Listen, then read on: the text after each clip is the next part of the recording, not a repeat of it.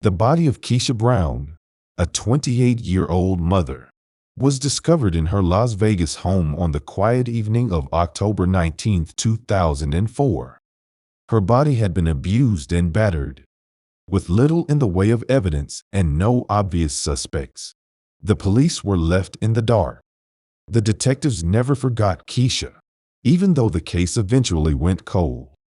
A few years later, the search for her murderer was rekindled, and DNA analysis provided fresh insight into the case. So, who was this ruthless killer? And what was their reason for carrying out this murder? Hello and welcome back to Mystery Detective, the channel you turn to for all things eerie, enigmatic, and cold case. Stay with us as we explore this solved cold case that affected families, detectives, and the neighborhood for many years. The city of Las Vegas never stops bustling. Las Vegas has the highest population in Nevada.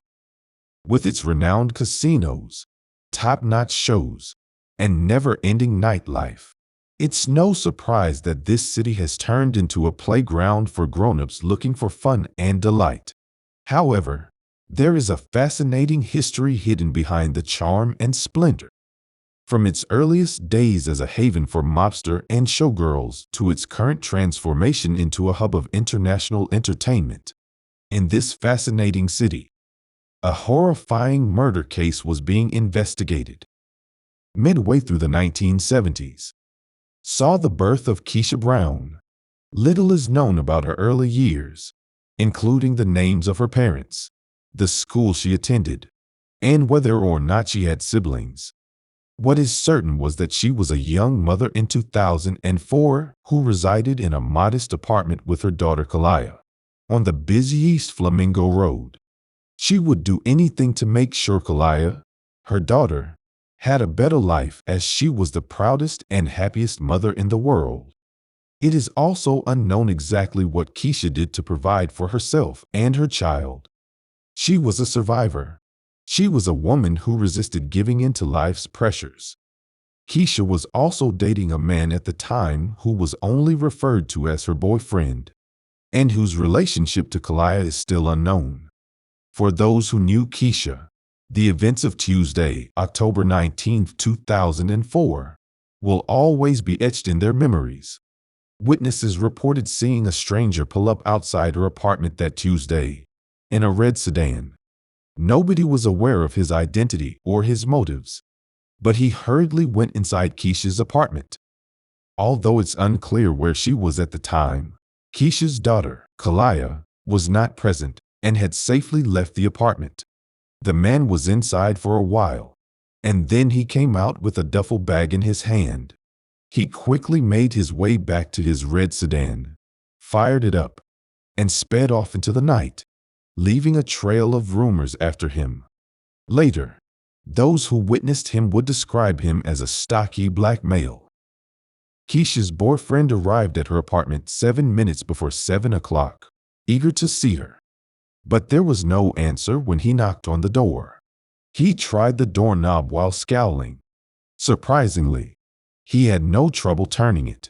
He pushed open the door and walked into the apartment with a sense of dread.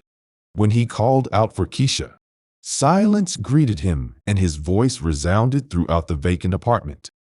At this point, his anxiety started to grow more intense with each passing second.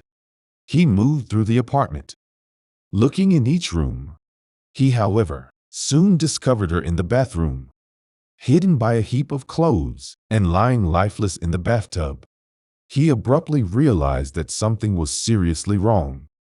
He leaned in closer and noticed that she wasn't breathing and that she wasn't moving either. Additionally, he noticed blood and concluded that she had been stabbed. He felt for a pulse, but he couldn't find one. The moment Keisha's boyfriend understood how serious the situation was, his heart began to race. He raised an alarm because he realized he needed to act quickly if he wanted to have any chance of saving her. Within a short period of time, worried neighbors who had heard his cry for help began to flood the apartment. As numerous people frantically called the emergency line to report what had happened, The minutes that followed were a blur of chaos and confusion. As they waited for assistance, time seemed to stand still.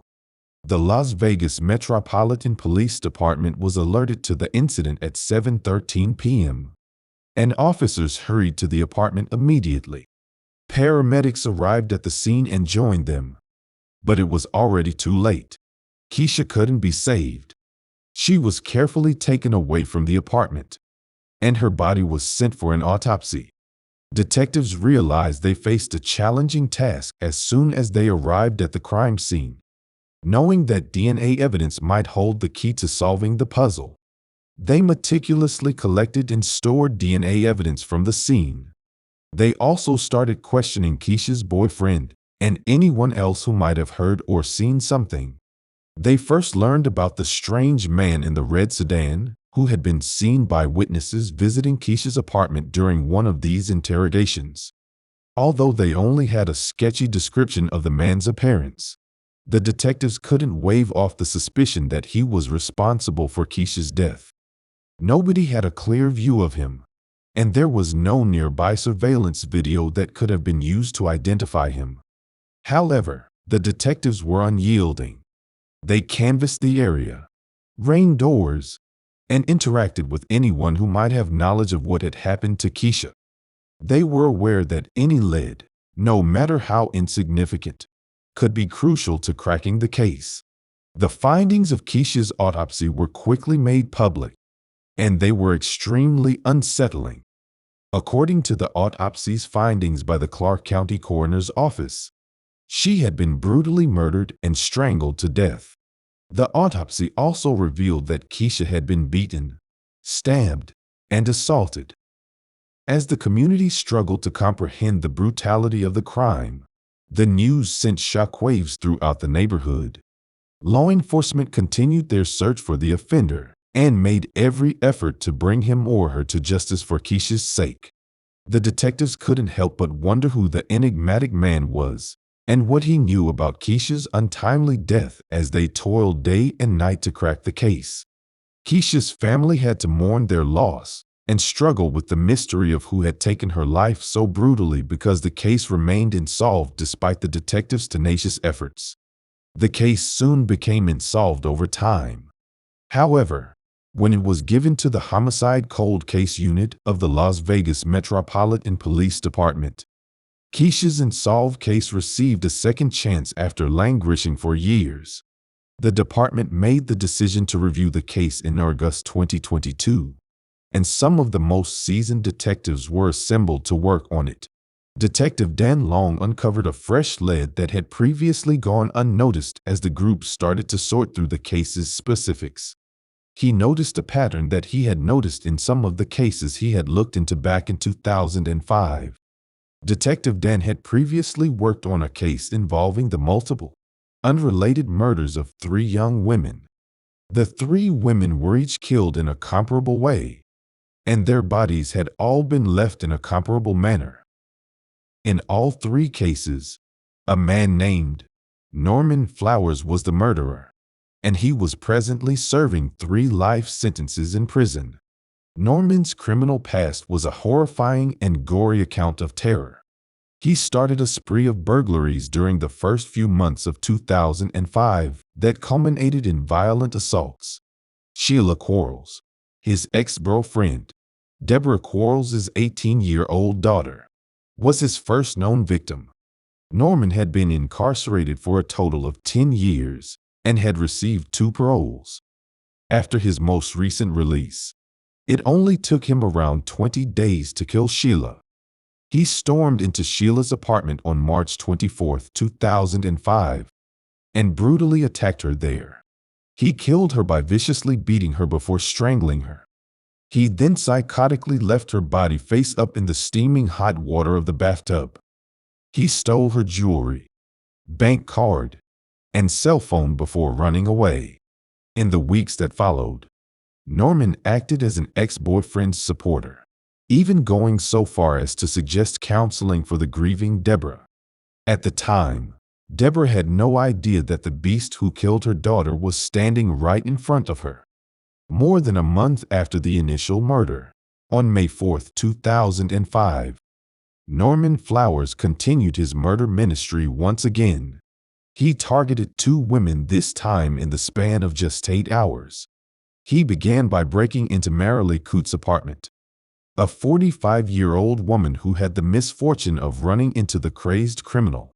She was killed by a beating, an assault, and finally, a strangulation. After the murder, Norman wasn't finished. As the hours passed, he entered Rena Gonzalez's apartment, a 25-year-old woman. Rena, just like Marilee, was powerless against Norman's assault's ferocity. Norman used a telephone cord to assault and strangle her to death. A few days later, when Norman was questioned by the police, he flatly denied being involved in the horrific killings. However, the strength of the forensic evidence defeated his lies. Detectives were able to apprehend him thanks to DNA that was discovered on Marilee's body. His reign of terror came to an end on June 6, 2005, when he was apprehended and accused of killing Marilee. The authorities were able to implicate Norman in the deaths of Sheila and Rena thanks to the weight of the evidence against him. Norman was put on trial in 2008 for killing Sheila. Norman's family begged the jury to spare his life as the prosecution pushed for the death penalty against him. The jury found Norman guilty despite the testimony of his family and sentenced him to life in prison without the possibility of parole. He was given 2 additional life sentences in August 2011 for the murders of Rena and Marilee. As Detective Dan studied the specifics of Norman's gruesome crimes, his heart rate quickened. He had a gut feeling that this man was somehow involved in the unsolved murder of Keisha. The only way to validate his suspicions was through DNA testing, and he was aware that he would need this in order to make an arrest. Detective Dan packed up the evidence from Keisha's case and sent it off to the DNA lab immediately. He was eager to learn the outcomes. He was motivated by the idea of finally providing Keisha's family with closure after all these years. The pieces of evidence that were submitted for testing has not been made public. Detective Dan and the rest of his team grew restless as the days turned into weeks.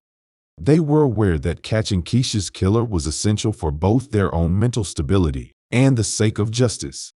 On December 21, 2022, they finally received the call they had been anticipating. The findings were clear and indisputable. Keisha's case provided evidence that matched Norman's DNA. They finally found their man after years of searching, and they found it hard to believe that he had been standing right in front of them the entire time. The evidence made it abundantly clear that Keisha was Norman's 4th victim. The detectives then set about devising a strategy to bring Norman to justice for the murder. Since he was incarcerated at the High Desert State Prison in Nevada, serving 3 life sentences, they didn't need to search for him for too long. The detective obtained an arrest warrant for Norman on February 23, 2023. The accusations against him were serious and included burglary with a deadly weapon, sex assault with a deadly weapon, and open murder. No matter where Norman was, the detectives were going to make sure he was held accountable for his crimes against Keisha. On the same day, a police briefing was held as word of Norman's arrest spread. Kalia, the daughter of Keisha, who had been invited, showed up with a heavy heart. She expressed gratitude to the police for giving her a sense of closure while clearly upset and crying with tears running down her face. The tragic reminder of the dangers that may be present in our communities is provided by Keisha's murder. Despite the tragic loss, Detective Dan and his team's unwavering commitment to pursuing justice gave Keisha's loved ones some solace. However, the case also raises concerns about the shortcomings of our legal system and the need for better rehabilitation and prevention programs to stop such tragedies before they start. How do you think the legal system can make the society safer for everyone? Post your thoughts in the comment section to share with us. Thank you for watching. Do not forget to subscribe and hit the bell icon for more crime cases. Until next time, stay safe and alert for the next mystery to be unraveled.